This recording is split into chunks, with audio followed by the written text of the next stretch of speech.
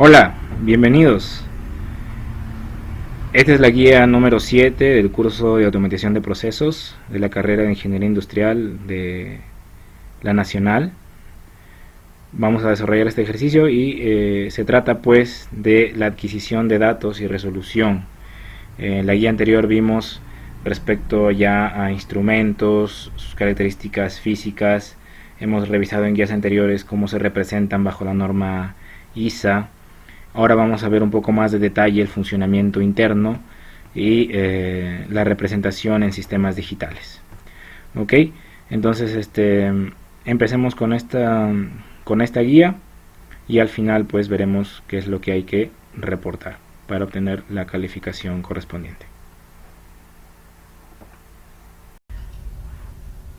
Muy bien, entonces ya hablando sobre lo que es la adquisición de datos y resolución, en esta práctica 7 nuestros objetivos son identificar las características técnicas de equipos de adquisición de datos y cómo afectan a la medida de un sensor estas características técnicas.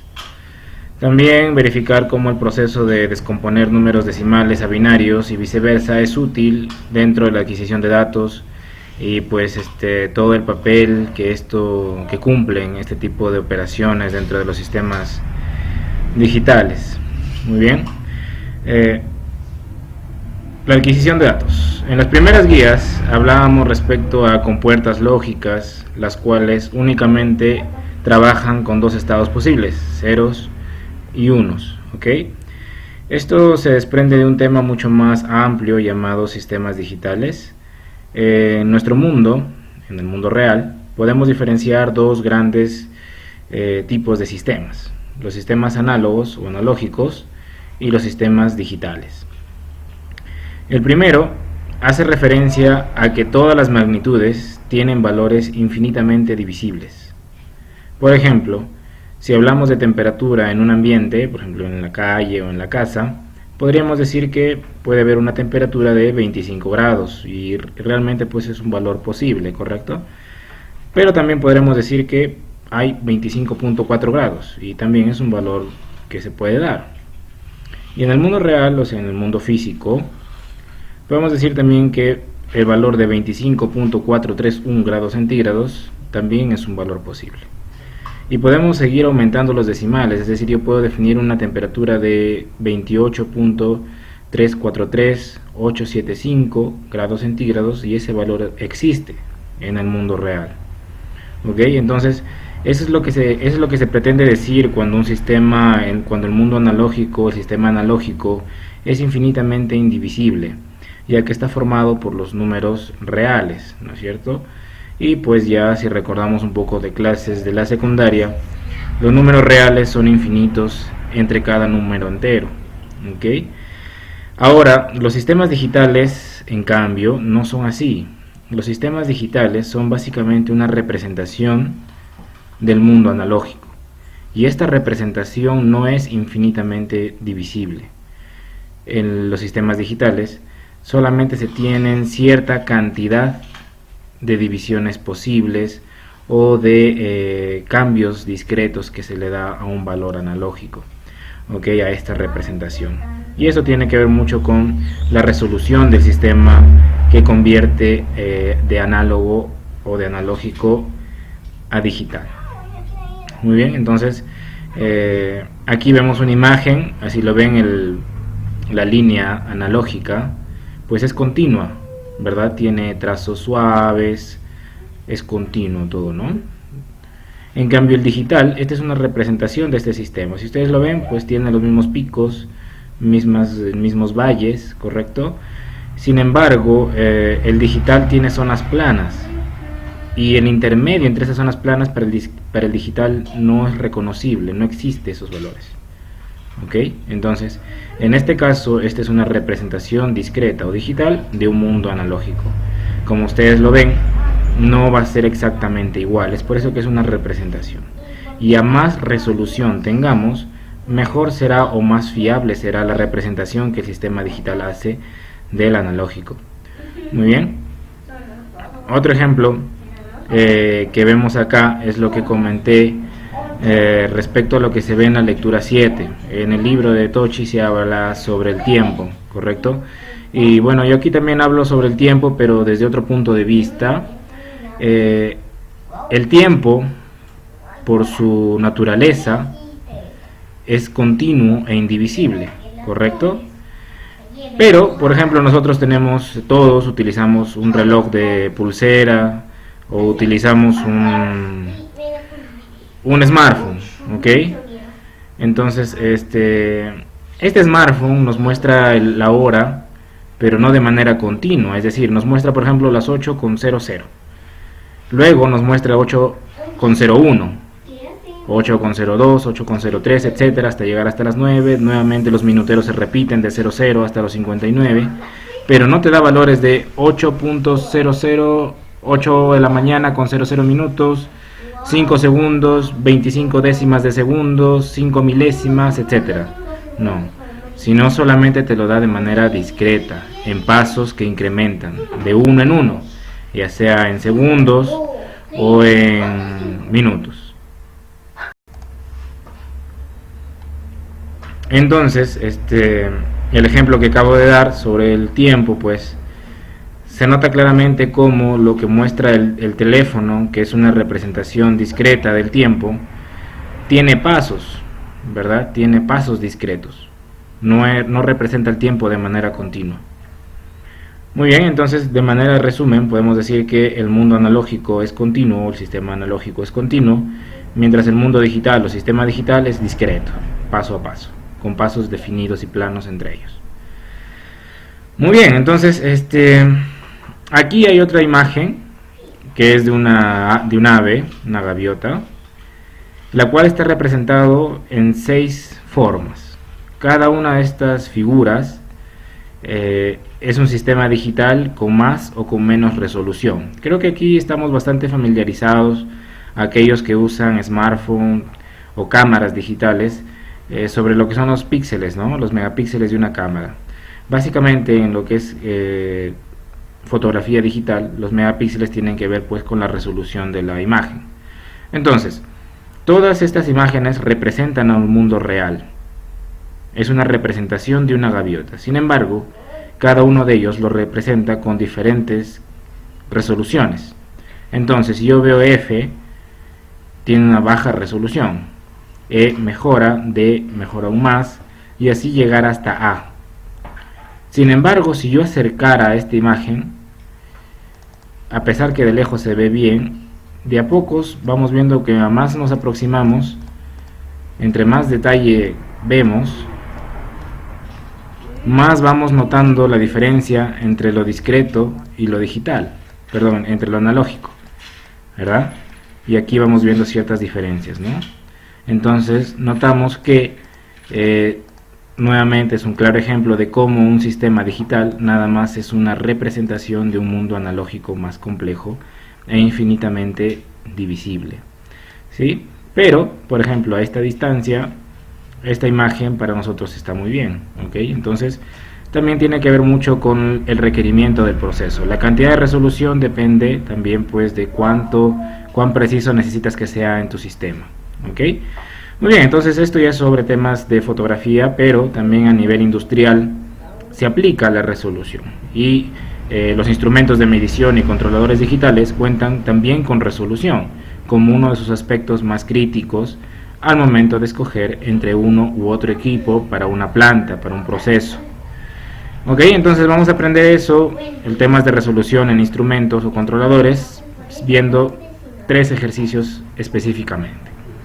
El primero de ellos dice así: se tiene un sensor de nivel tipo ultrasónico, el cual está montado en la parte superior de un tanque cerrado de 21 metros.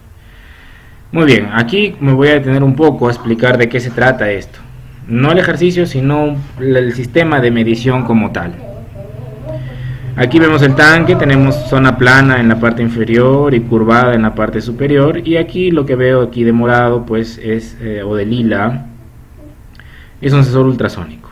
Un sensor ultrasónico de nivel se basa en la transmisión o emisión de ecos a altas frecuencias. Entonces, en la cara del sensor, que es aquella que está aquí, se emite una señal ultrasónica, ¿correcto? Y cuando esta señal ultrasónica, el eco o el sonido, choca contra el elemento que quieres medir, el eco rebota. Y cuando rebota, pues se toma cierto tiempo en chocar nuevamente con la cara del sensor. Entonces básicamente lo que hace un sensor ultrasónico es medir el tiempo que toma desde que emite la señal hasta que la señal retorna. La velocidad del sonido en el aire es conocida. Entonces, si tú tienes la fórmula velocidad es igual a distancia entre tiempo, y tienes la velocidad porque sabes a cuánto se mueve el sonido, y sabes cuánto es el tiempo porque es lo que has medido, pues despejando puedes obtener la distancia. Entonces, sabiendo esa distancia, sabes a qué altura está el nivel del tanque. Aquí vemos también algunos aspectos que hemos visto en la guía número 6 respecto a, por ejemplo, span y zona muerta, que son características estáticas del sensor. Aquí nos dice que el tanque es de 21 metros hasta acá, ¿ok? Y el sensor tiene una zona muerta o banda muerta de 20 centímetros, que es 0.2 metros, y un rango de medición configurado de 0 a 20. Ahí podemos ver que está bien la configuración. ¿Por qué? ¿Qué significa zona muerta? Eso lo vimos en la guía anterior. La zona muerta es aquella zona en la que el sensor es incapaz de detectar nada. ¿Ok? Entonces, si el nivel, por ejemplo, en este ejemplo, el nivel del agua subiera por acá, el sensor ultrasónico sería incapaz de medirlo y se iría posiblemente a falla, o la lectura que nos dé pues sería no confiable. ¿Ok? Entonces, vemos que acá dice la banda muerta es de 0.2 metros, que sería 20 centímetros aquí, ¿no? Y si el sensor mide de 0 a 20, ¿correcto? 0 a 20, y la altura es 21 metros, ¿qué significa? Que el sensor prácticamente puede medir hasta 21.8. ¿Por qué? Porque tiene los 21 metros de altura del tanque menos los 20 centímetros de zona muerta o de banda muerta, pues nos queda 21.8 metros para medir. Y el sensor está configurado de 0 a 20, entonces estamos bien. Si yo quisiera que el sensor midiera no de 0 a 20, sino de 0 a 21 o a 20.9, ahí sí habría problema, porque 10 centímetros entrarían en la zona muerta y no se podría leer. ¿Ok? Entonces eso nada más quería acotar respecto a esta planta, digámoslo así, que tiene que ver con la guía anterior también. ¿Ok? Muy bien, entonces continuemos. Muy bien, ahora dice, el sensor tiene internamente un transmisor, es decir, ya es un transmisor ahora, LT, que emite un voltaje de 0 a 5 voltios, el cual es proporcional al nivel de líquido, es decir, 0 voltios pues para 0 metros de agua y 5 voltios para 20 metros de líquido, ¿no? Y obviamente pues todos los valores intermedios. La señal analógica del transmisor está conectada a un microcontrolador que recibe la señal a través de un canal analógico de 8 bits de resolución, como se muestra en la siguiente imagen, ¿no? Aquí tenemos el diagrama PIN-ID, digamos, bueno, aquí el transmisor, ok, por aquí está conectado al microcontrolador. Esto ya no pertenece al diagrama PIN-ID porque ustedes saben que así no se grafica. Y llega a la entrada análogo digital de 8 bits del microcontrolador. La U minúscula pues significa micro, y por aquí viaja la señal. ¿Ok? Muy bien, entonces para este ejercicio nos piden lo siguiente: calcular el valor decimal que leerá el microcontrolador para un nivel de 10 metros. ¿Qué más nos piden? Calcular el valor mínimo de incremento en nivel que es capaz de detectar el microcontrolador. Esto también es igual pues a lo que vimos en la guía anterior sobre sensibilidad. La sensibilidad es justamente cuánto tiene que variar la variable física real para que el sensor se dé cuenta. Eso es sensibilidad. Entonces la pregunta B está relacionada con eso. La pregunta C dice, si el microcontrolador en su canal análogo digital registra un número 200, pues aparece acá dentro de su sistema, ¿a qué nivel equivale en metros? Esa es la pregunta C. Ahora veamos la pregunta B, la D, perdón. ¿Cuál es el valor más cercano a 9 metros que el microcontrolador puede detectar? Muy bien, entonces vamos a resolver esas 4 preguntas de este ejemplo. Ok, entonces ahora veamos la solución a la pregunta A. Para empezar, lo que tenemos que hacer es ver todos nuestros rangos, ¿ok? Definir nuestros rangos en cada parte de nuestro sistema de medición. Entonces vemos que tenemos un tanque que mide de 0 a 20 metros, ¿ok? Entonces el rango de medición aquí es de 0 a 20 metros de nivel. Eso pasa por un transmisor de nivel que transforma la señal a una de corriente o de voltaje que es de 0 a 5 voltios. Y el microcontrolador tendrá su propia interpretación de estos números, ¿ok? Y aquí, bueno, dice 0 a 255, pero ¿cómo obtuve ese 0 a 255? Bueno, este número tiene que ver con precisamente la resolución del canal analógico, que es de 8 bits. ¿Cómo lo calculo? Bueno, básicamente, ya que el canal de conversión análogo-digital del microcontrolador es de 8 bits, significa que el máximo número decimal que se puede obtener viene dado por la fórmula 2 a la n-1, donde n es número de bits, 2 a la 8, 256 menos 1, 255.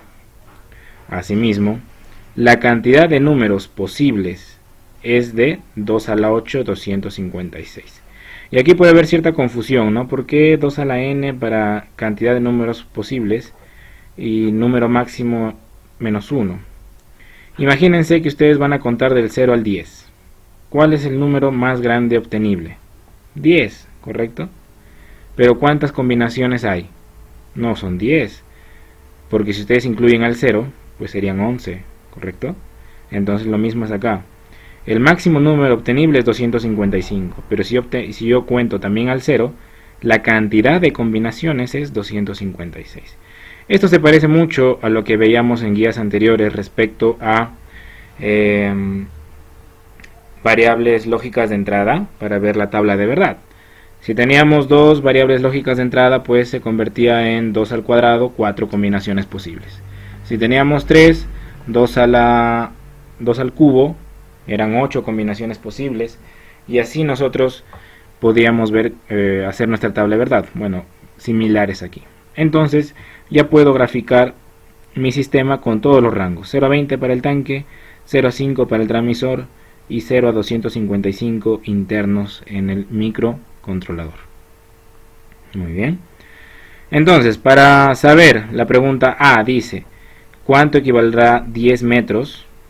¿Qué valor obtiene acá? Pues simplemente hago una regla de 3, común y corriente, ¿correcto? Entonces, a ver, voy a aplicar acá una regla de 3 simple y sencilla con el ejercicio, ¿ok? Vamos a un poco más pequeña. Bueno, tampoco tan pequeña, se bloquea, muy bien. Entonces, si 20 metros equivale, ¿verdad? Bastante sencillo. X sería igual a 10 por 255 entre 20. ¿Cuánto sería entonces acá? 127.5. Y aquí viene algo muy importante que pues tiene que ver con los sistemas digitales y con lo que había hablado anteriormente sobre que el sistema digital es solo una representación del mundo real, del mundo analógico. ¿El microcontrolador te representa números de 0 a 255? Sí. ¿127.5 está dentro del rango? Pues claro. Pero el discreto, el microcontrolador solo te representa dígitos enteros, no decimales. Entonces, el microcontrolador lee esto, o sea, le llega a este valor 127.5, pero es incapaz de detectar el decimal, por lo tanto se quedará solamente con el 127. Por lo tanto, la respuesta a la pregunta A sería que 10 metros de nivel de líquido equivaldría a 127. Muy bien, ahora calcularemos, dice acá en la pregunta B, el valor mínimo de incremento en nivel que es capaz de detectar el microcontrolador. Si ustedes leen bien esta pregunta, pues básicamente es lo que conversamos en la guía anterior sobre la sensibilidad. ¿Cuánto debe cambiar la variable física real para que el microcontrolador, para que el controlador, para que el sensor se dé cuenta? Eso es sensibilidad. ¿Ok? Entonces, la pregunta B básicamente viene relacionada o está preguntando directamente calcular la sensibilidad del microcontrolador. ¿Ok? Muy bien, entonces revisemos eso. Como sabemos, el cambio de la variable física real pues es infinitamente divisible. Sin embargo, nuestro controlador no lo es y tiene un rango de cambio de 0 a 255 en donde solamente puede incrementar de 1 en 1, es decir, si está en 1 pasa a 2, a 3, etc. No tiene puntos decimales, ya lo hemos revisado. Muy bien, entonces, si no cambia de manera decimal, sino solamente entera, pues, ¿cuál será el máximo cambio? Por ejemplo, de 2 pasar a 3. Entonces, ¿cuánto fue el cambio? En decimal entero equivale a 20 metros. Entonces, a equivale a 1. ¿Correcto? Entonces, X sería igual a 1 por 20 entre 255. Y esto sale 0.0784 metros. Y si lo veo en centímetros, sería 7.84 centímetros. Entonces, ¿qué significa este número para este ejemplo? Que si por ejemplo yo estoy en 1 metro de nivel de tanque y aumento 5 centímetros, que sería 1.05, el controlador es incapaz de darse cuenta de eso, porque su sensibilidad es de 7.84 centímetros. Es decir, tendría que cambiar por lo menos esto o más para que el controlador se dé cuenta. Entonces, si está en 1 metro y cambia a 1.05, o sea 5 centímetros, el controlador no se va a fijar, no se va a dar cuenta, va a seguir marcándote 1. ¿Ok? Ahora, si cambia de 1 a 1.1, ahí sí, ¿no? Ahí sí va a cambiar porque ya es mayor que la sensibilidad. Muy bien, entonces la pregunta B, la respuesta sería: el mínimo incremento de nivel del líquido detectable es 7.84 centímetros o 0.0784 metros. La pregunta C ya es más simple, nos dice a cuánto equivale 200 en nivel, pues ya es otra regla de 3, bastante sencilla. Decimos, sé que 255 equivale a 20 metros, 200, ¿a cuántos metros equivaldrá? Pues X es igual a 20 por 200 entre 255. ¿Ok? Y esto equivale a 15 X es igual a 15.686 metros. ¿Ya está? Muy bien, entonces sería la respuesta a la pregunta B. La pregunta C dice, perdón, la respuesta es la pregunta C. La pregunta D nos dice, ¿cuál es el valor más cercano a 9 metros que el microcontrolador puede detectar? Muy bien, entonces lo primero que voy a hacer es pasar 9 metros a digital. Entonces aplico nuevamente la regla de 3 y 9 metros es 114.75. Pero como sé que el controlador no detecta puntos decimales, me quedo con la parte entera. Entonces sería 114. Muy bien, sin embargo, hagamos un análisis. 9 metros a 114.75. Pero el microcontrolador solamente va a detectar 114. Ahora, ¿cuál es el siguiente número que el controlador me puede detectar? 115. De estos dos, ¿cuál es más cercano al valor real? Pues 115. Muy bien, entonces este 115 yo lo voy a convertir a metros nuevamente. ¿Correcto? Entonces 115, si yo sé que 255 a 115. Muy bien, entonces calculando X 115 por 20 entre 255, X equivale a 9.02 metros. Entonces, ¿cuál es el valor más cercano que el controlador va a detectar de 9 metros, el valor más cercano es 9.02. ¿Ok? Bastante sencillo. Muy bien, entonces hasta ahora hemos trabajado con regla de 3 simple, sin una fórmula definida. ¿Ok? Introducimos con el ejemplo anterior el concepto de que en los sistemas digitales para adquisición de datos, la resolución es descrita por la cantidad de bits con los que trabaja el canal analógico, ya sea del microcontrolador, del PLC, el microprocesador, lo que sea. ¿Ok? Y entonces ahora, para seguir trabajando con otros ejercicios, vamos ya a implementar una fórmula formal de cómo es que hemos hecho todos estos cambios de regla de 3 simple. La fórmula es esta: cómo cambiar entre un rango, por ejemplo de metros, cambiar a un rango de voltaje, o cómo cambiar del rango de metros a números decimales, o viceversa, ¿no? De decimales a voltaje o de decimales a metros.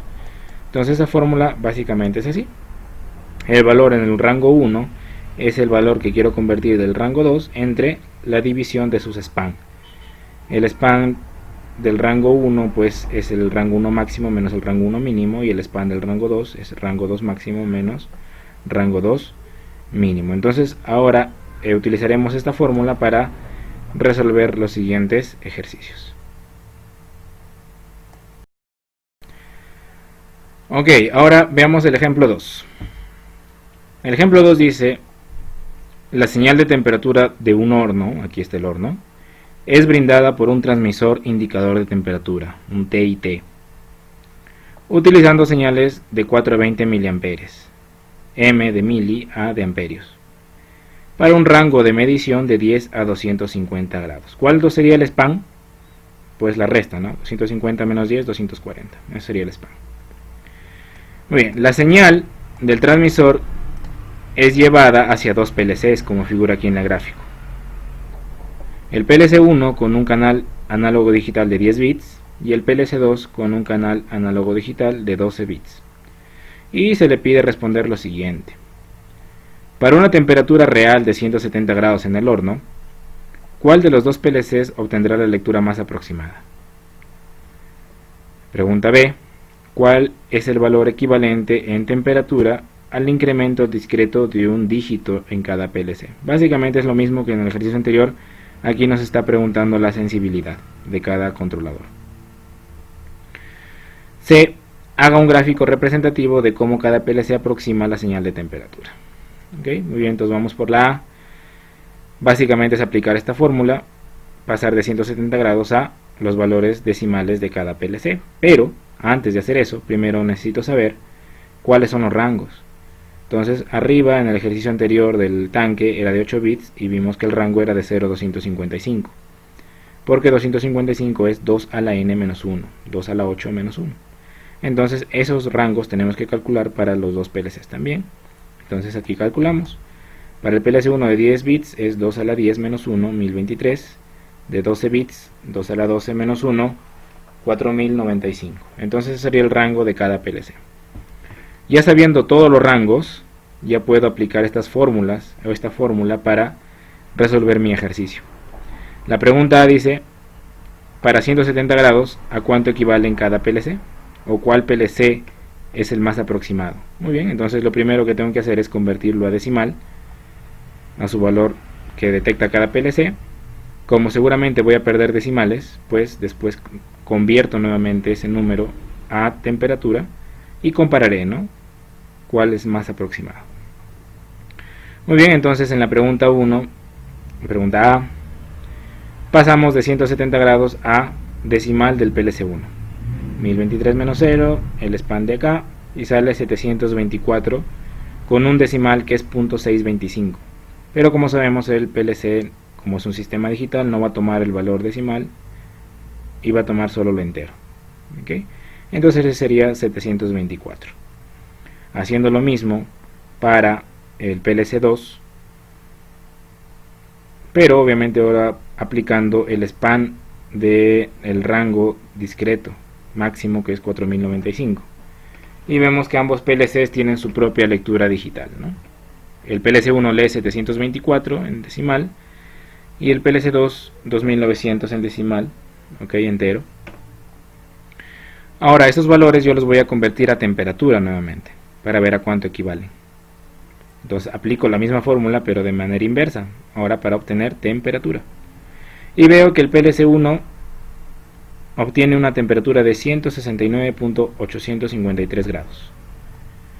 Mientras que el PLC2 obtiene una lectura de 169.963 grados centígrados. A priori, rápidamente vemos que pues la más aproximada es el PLC2, ¿verdad?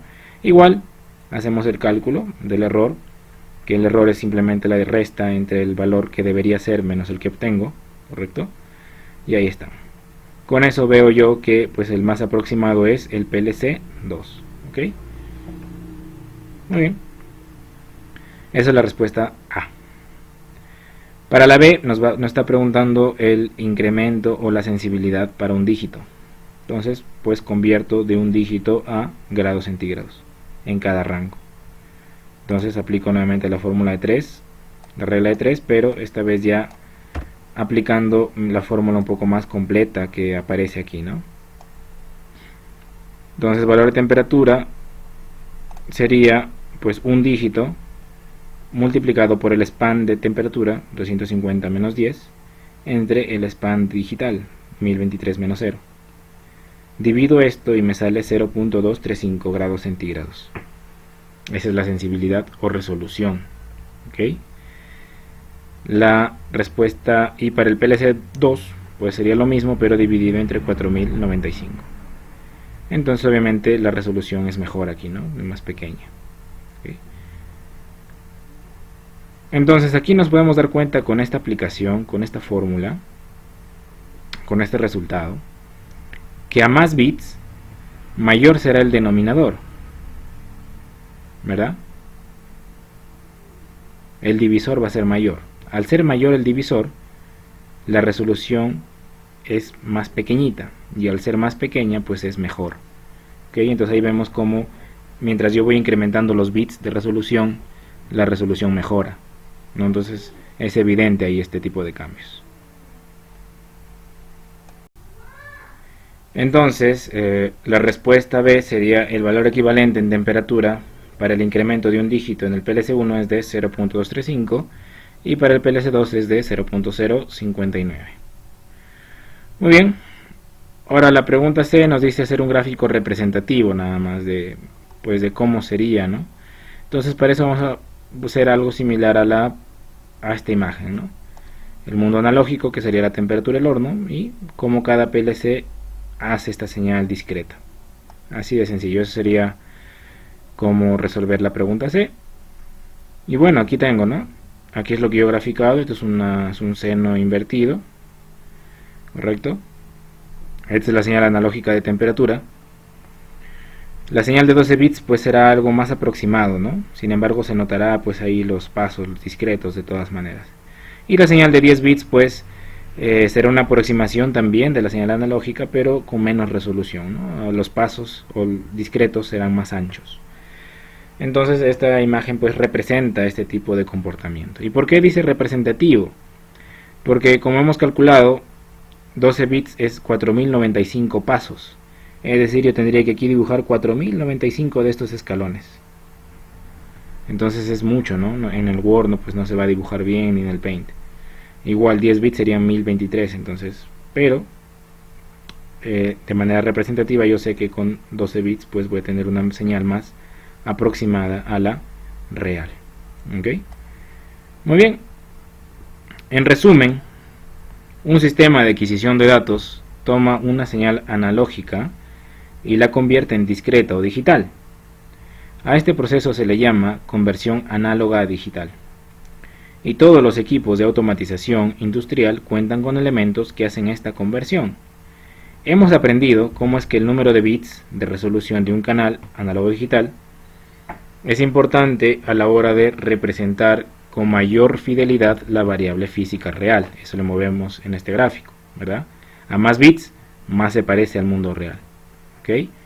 Finalmente, una manera práctica de visualizar la resolución de un canal analógico es aplicar la siguiente fórmula que describe el valor de unidades de variable física por dígito. que básicamente es una ecuación que se deriva de la ecuación que vimos arriba de cambios de rango, y que ya lo vimos acá, ¿no? En este ejercicio, en la pregunta C, pero ya de una manera más formal. La resolución simplemente es la división entre los span, entre el span de la variable física, entre el span del canal digital. ¿Ok? Nada más. Muy bien, entonces en aquí pues es el número de bits de resolución. Ahora, ¿qué significa o a qué hace mención o qué sentido tiene el término número de bits? ¿No? Ya hemos resuelto ejercicios 2, ahorita ejemplos relacionados con número de bits, pero podría no quedar claro qué significa bits.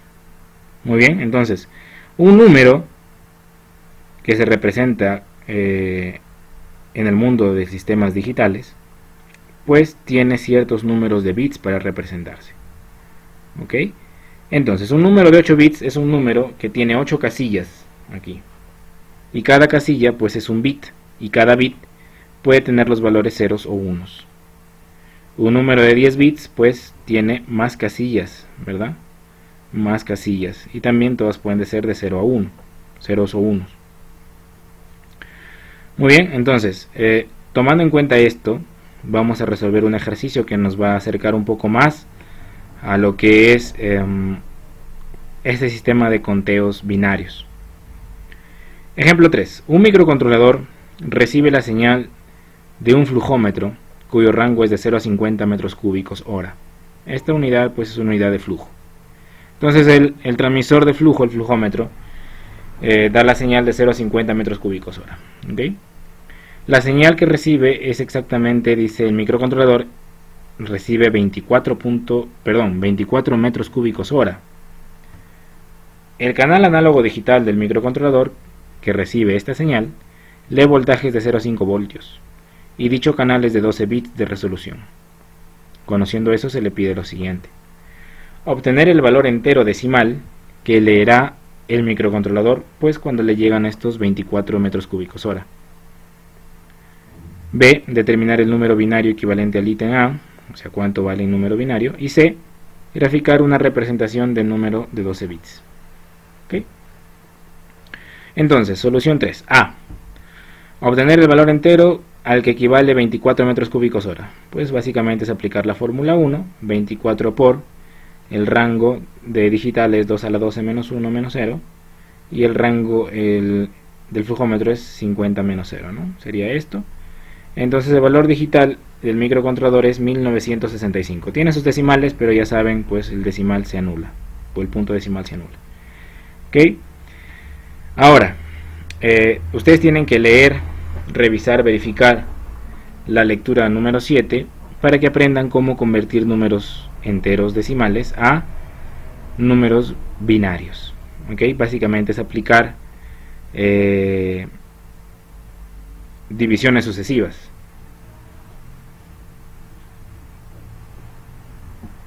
Entonces vamos a resolver esto, vamos a verificar primero en la lectura cómo se hace, aplicando las divisiones sucesivas, y luego continuamos con el ejercicio. Muy bien, ahora ya estamos aquí con la lectura 7. Bueno, este es igual, se me ha sacado del libro de Ronald Tocci. Y pues aquí hay una descripción de lo que son representaciones numéricas, ¿no? Aquí hay un poco de ejemplos de digitales, analógicos, ¿okay? Hay unas preguntas de repaso con sus soluciones, pues, ¿no? Que son bastante interesantes que revisen para que pues ahonden un poco más en los conocimientos que ya hemos dictado. Adicionalmente, por ejemplo, aquí hay un proceso ya un poco más a detalle de cómo pasa, ¿no?, la temperatura que nos da un transmisor, por ejemplo, en este caso, a el controlador, ¿no? Y cómo esto ejerce nuevamente una señal de control similar a lo que vimos en la guía 6, pero que era con el movimiento, la posición de la esfera celeste. Aquí habla sobre los sistemas de numeración digitales, ¿okay? Los conteos en sistema decimal, que es el que nosotros utilizamos normalmente en nuestra vida cotidiana, y finalmente pues habla también sobre los sistemas binarios, cómo se convierten pues de binario decimal también, por acá un poco, el conteo, preguntas por ahí. Y finalmente, lo que sí requerimos para esta pregunta que está haciendo en la guía es las conversiones, ¿no? Las conversiones de binario decimal o de decimal a binario, que es la parte de acá. Y la técnica dice que es las sucesiones múltiples o divisiones consecutivas o sucesivas, ¿no? Esa técnica. Por ejemplo, aquí hay el número 25 y lo que se trata es de convertir este número 25 en binario. Como bien dice la técnica, se trata de dividir muchas veces este número por la cantidad del sistema al que se quiere convertir. En este caso queremos convertir un sistema binario que está representado por el número 2. Entonces empezamos a dividirlo, ¿ok? 25 entre 2 pues nos da 12 como cociente entero con un residuo de 1. Lo que se hace son los residuos se van colocando de manera ordenada hacia la derecha. Este 12, que era el cociente, pasa a dividirse nuevamente entre 2 y pues sale 6, esta vez con residuo 0. El residuo nuevamente se va ordenando así hacia la izquierda. El 6 nuevamente se divide por 2, da 3, residuo 0, nuevamente se coloca a la izquierda de los anteriores. El 3 se divide entre 2, da 1, con un residuo 1, pues sigue así. Y finalmente queda 1 entre 2. 1 entre 2 es 0, más residuo 1. Entonces se coloca el residuo por acá. Y el 0, el cociente final, si es que fuera un 1, pues se colocaría delante también, ¿no? Como es 0, se coloca acá, pero ese 0 pues ya como va a la izquierda, no tiene sentido, ¿ok? Entonces 25 en sistema decimal es equivalente a 11001 en sistema binario, ¿ok? Entonces en la guía 7 nos piden pues determinar el número binario equivalente al ítem A. El ítem A sabemos que es 1965 el resultado del microcontrolador. Entonces este número lo vamos a convertir a binario. Si ven, aquí yo he puesto en la nomenclatura DEC de decimal y bin de binario, pero también se puede representar así como está en la guía, en la lectura, con el número que representa su sistema de numeración. En este caso el decimal es el 10, el binario es el 2. ¿Ok? Entonces la pregunta B sería esto, ¿no? Este es el número binario que representa al número entero decimal. Finalmente la C dice graficar una representación del número de 12 bits. Básicamente, ¿qué significa hacer esto? El número acá con 12 bits. Y pues aquí lo pongo las 12 casillas y coloco estos números en orden. ¿Okay? 0, 1, 1, 1, 0, 1, 0, 1, 1, 0, 1. Adicionalmente, he agregado la nomenclatura de MSB, LSB, que está detallada aquí en la lectura, pero como resumen, digamos que este es por su simbología en inglés: less significant bit, ok, most significant bit, que significa el bit más significativo en este caso, o el bit menos significativo. Pero ¿qué interpretación le podemos dar al bit más significativo y al bit menos significativo? Imagínense que en un número decimal, en el sistema de numeración decimal, tenemos este de acá, ok, 1, 2, 3, 4, 1234, muy bien. Y tengo otro número que los últimos 3, pues 1239, muy bien. Y este de acá voy a cambiar, pero no el dígito de la derecha, sino el dígito de la izquierda, el que está más a la izquierda, 1, ¿verdad? Aquí se incrementó un 1, 4000, ¿verdad? Entonces el incremento, por haber modificado el número que está más a la izquierda, es altísimo comparado al incremento que se da cuando varío los números que están más hacia la derecha. Entonces, ¿qué significa más significativo o menos significativo?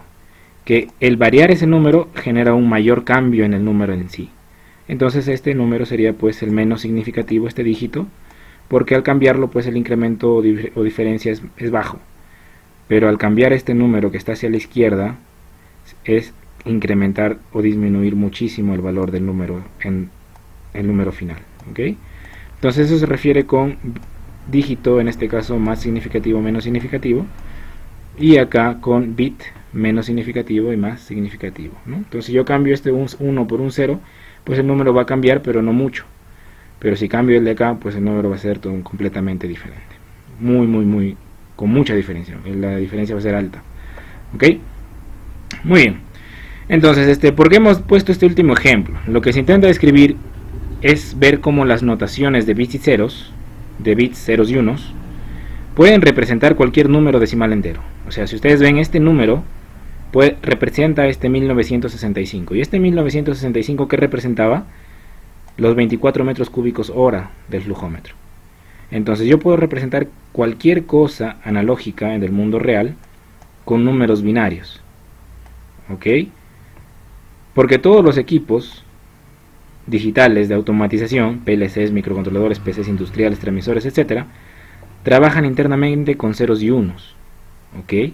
Y si vamos ya un poco más allá, extendidos en lo que es sistemas digitales, una imagen como era la del ave, la de la gaviota, aquí nosotros vemos una foto, pero si buscáramos en nuestro disco duro de la computadora, esta imagen está escrita con ceros y unos. Todo está escrito con ceros y unos en un sistema digital computarizado. Y eso incluye los PLCs, los controladores industriales y los transmisores inteligentes también. ¿Ok? Entonces, todo se puede transformar, y de hecho se transforma en unos y ceros cuando se pasa a sistemas digitales. ¿Ok? Sin embargo, pues todos los transmisores también, al igual que las computadoras, ¿qué pasaría si aquí, por ejemplo, esto lo representaran con unos y ceros? Yo ni siquiera supiera qué es, ¿no? Entonces la computadora internamente hace un tratamiento de esos unos y ceros para representarlo en algo que nosotros, los seres humanos, podamos comprender, como una imagen de una gaviota. Si el transmisor se quedara con esto, 01111, 0101101, nosotros no entenderíamos a qué flujo se refiere, ¿no? A qué valor de flujo. Entonces, ¿qué es lo que hace internamente el transmisor? Hace cálculos y al final en una pantallita muestra este valor, 24. ¿Para qué? Para que sea entendible por nosotros los seres humanos como ingenieros o como operadores de planta, ¿ok? De una planta de procesos. Muy bien, entonces hasta ahí hemos culminado todo lo que sería la guía número 7. Si hay dudas, igual pues ya saben, me escriben. Ahora vamos a hablar sobre el trabajo, lo que hay que desarrollar para la presentación. Los ejercicios que estoy dejando nuevamente son 2, más el cuestionario de siempre y pues su pregunta extra por si desean tener más puntaje. Muy bien, dice acá, ejercicio 1, 45% de la calificación total, el 2 45% también, sería 90, más el adicional 10% tendrían el 100% de su nota, que es 20, ¿no? Muy bien, primer ejercicio dice, tomando el ejemplo 2, ¿cuál es el ejemplo 2? Es el del horno, ¿no es cierto? Aquí está, este es el horno, este es el ejemplo 2. Entonces, tomando el ejemplo 2 del horno, si la temperatura en el horno es 150 grados, ¿qué valores en entero decimal leería a cada PLC? Básicamente es resolver lo mismo, pero con este valor, ¿no? Con 150 grados, ya no con 170 que se hizo en el ejemplo. ¿Y por qué le estoy haciendo hacer lo mismo? Bueno, una para que practiquen y otra porque pues hay más preguntas. Resolviendo la A, van a poder responder la B. La B dice así, basado en su respuesta anterior, es decir, en esta respuesta de la A, ¿cuál de los dos PLC tiene la lectura más aproximada a la real? Ustedes podrían decir directamente el de 12 bits, pero primero resuélvanlo y asegúrense que sea así. ¿Ok? Y la C, pues es una pregunta que tiene que ver con la pregunta B. Entonces, si no resuelven la A, no van a poder resolver la B y menos la C. Entonces, tienen que resolver todo. La C dice, dé una explicación al resultado de acá. Bueno, parece que hay algo curioso con este ejercicio. Entonces, algo pasa en la B, entonces ustedes tienen que dar una explicación de por qué sucede eso. Nada más texto, escribir por qué sucede, por qué creen que sucede. Ejercicio 2. En un tanque de concentrado lácteo se tiene un sensor que mide el pH. ¿Es importante medir el pH en la leche? Yo creo que sí, ¿no? ¿Verdad? El proceso, dice acá, solo exige tener una sensibilidad de 0.5 de pH. Es decir, que yo quiero, no voy a querer, el proceso no me exige medir, por ejemplo, 4.25, no. Te dice 4, 4.5, 5, 5.5, 6, 6.5. Es lo que requiere el sistema. No requiere más resolución que eso. Entonces quiere una sensibilidad o resolución de 0.5, nada más. Es lo que te pide el proceso. Asimismo, se ha encontrado en el mercado un transmisor de pH que mide en el rango de 2 a 12. Ustedes saben pues que el pH va de 0 a 14, o de 1 a 14 en todo caso, ¿no? Y este transmisor mide de 2 a 12, ¿ok? Y emite una señal de voltaje de 0 a 5 voltios. Evidentemente 0 para 2 y 5 voltios para 12 de pH, ¿ok? Ese es su rango. Entonces ya internamente en su cabecita ustedes ya van dibujando el pH por acá, el intermedio, el transmisor de pH y que me bota de 0 a 5 con una entrada de 2 a 12. Se le pide lo siguiente: calcule la resolución más adecuada para el sistema análogo digital. Es decir, ustedes van a diseñar o al menos exigir cuál es lo mínimo que debe contar el controlador al que le va a llegar la señal. ¿Ok? Entonces, ustedes pueden decir acá, bueno, profesor, yo creo que voy a colocar un PLC o un microcontrolador o lo que ustedes gusten de 20 bits de resolución. Porque como ya si con 10 y 12 que hemos visto en los ejercicios está muy bien, pues con 20 va a ser mucho mejor, ¿no? Sí, es cierto, pero yo no les he preguntado, busquen el controlador con mayor resolución del mercado. Yo les he pedido el más adecuado. ¿Qué pasa si, por ejemplo, para este requerimiento, un puerto analógico de 8 bits es suficiente? ¿Para qué comprarían ustedes un controlador de 10 bits? Si con el de 8 ya tengo lo que quiero. El costo sería mucho más alto. No tiene sentido entonces. ¿Ok? Entonces yo quiero aquí, por eso dice lo más adecuado. ¿Ya? Entonces ahí ustedes tienen que hacer algunos cálculos y definir cuál sería el mejor, ¿no? Uno de 8 bits, de 10, de 12, de 14 o de 6 bits que de repente, ¿no? Ahí lo ven. Nada más, obviamente tiene que ser el cálculo, escribirlo y pues finalmente concluir en cuál sería el más adecuado, ¿no?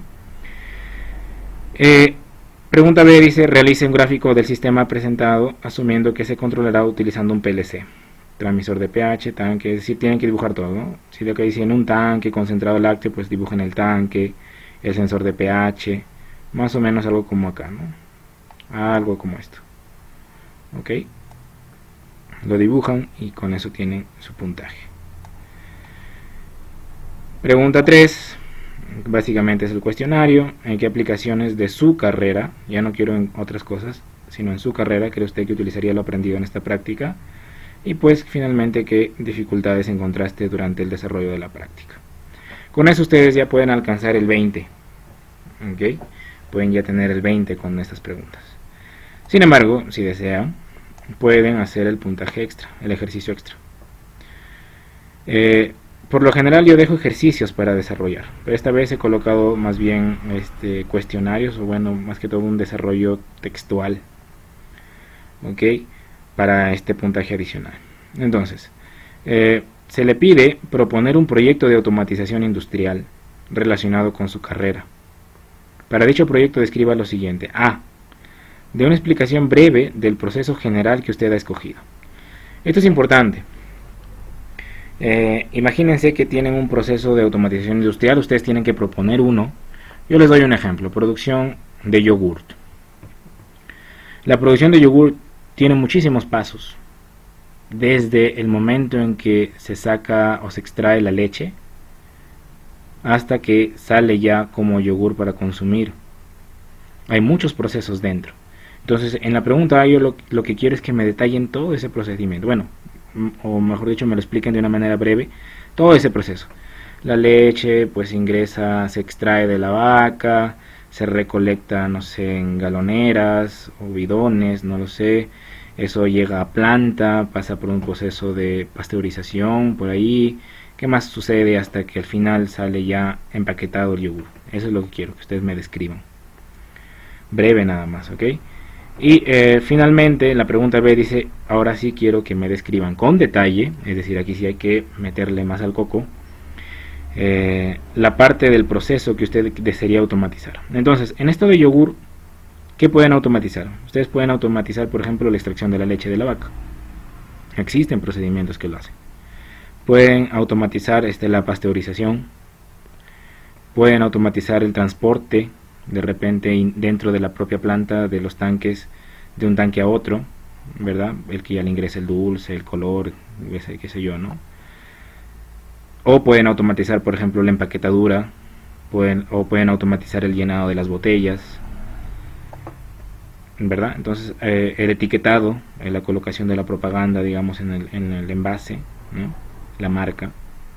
Hay muchas cosas que ustedes pueden automatizar, entonces solo escojan una de esas y descríbanlo detalladamente. Eso sí necesito que lo escriban detalladamente. Pero quiero que incluya todo lo que hemos aprendido en estas guías anteriores. Es decir, quiero que, por ejemplo, si me detallan de la empaquetadura, por ejemplo, de cómo empaquetar una lata o un depósito plástico de yogurt, puedes colocar, ¿no? Los depósitos vacíos van a pasar por una faja transportadora, van a pasar por un surtidor, ese surtidor se va a abrir y por determinado tiempo hasta detectar nivel alto o de nivel lleno de la botella. Después van a pasar, va a seguir la faja por otra línea a la cual se va a ingresar una máquina que enrosca tapas, no lo sé, y después va a pasar a otra en donde se le pasa un tipo pegamento a la botella y después se le pega la propaganda, ¿no? O a lo mejor es otro proceso que de repente es una propaganda en un plástico que al aplicarle calor se amolda a la forma de la botella. Entonces todo eso sí quiero que ustedes lo detallen, ¿ok? Pensando en todo lo que hemos visto en las guías anteriores. ¿Qué hemos visto en las guías anteriores? Utilización de instrumentos, hemos revisado cómo automatizar con compuertas digitales, ¿verdad? Entonces todo lo que hemos aprendido hasta ahora quiero que ustedes implementen acá. Esto de momento es como ejercicio extra, no es obligatorio para esta guía, pero sí les voy adelantando que ya quedan pocas guías en las que se va a desarrollar de esta forma, en las que hay una guía de práctica y ustedes leen y después resuelven. Ya quedan pocas así, no sé si son 2 o 3 más nada más. Y las demás ya no, las demás reportes de práctica básicamente van a ser avances de un proyecto de automatización que ustedes tienen que implementar. Ok, si bien es cierto, por ese tema de la cuarentena, no hay, no se puede ir a comprar y esas cosas, pero ustedes pueden implementarlo. Ya hemos aprendido en guías anteriores, como el de compuertas analógicas, perdón, compuertas digitales, compuertas lógicas, cómo podemos implementar un circuito sin comprarlo. En nuestro papel podemos dibujar cómo se conectarían los circuitos, ¿no? Entonces básicamente es algo así lo que yo les voy a pedir. Algunos de ustedes simulan, otros lo dibujan en cuaderno, pero todos pueden implementarlo. ¿Okay? Entonces de momento queda como ejercicio extra, pero ya vayan pensándolo en que va a ser algo para presentar realmente. El proyecto puede ser grupal, es más, la presentación, como les dije en un correo, la presentación de la guía puede ser grupal, con máximo 5 personas.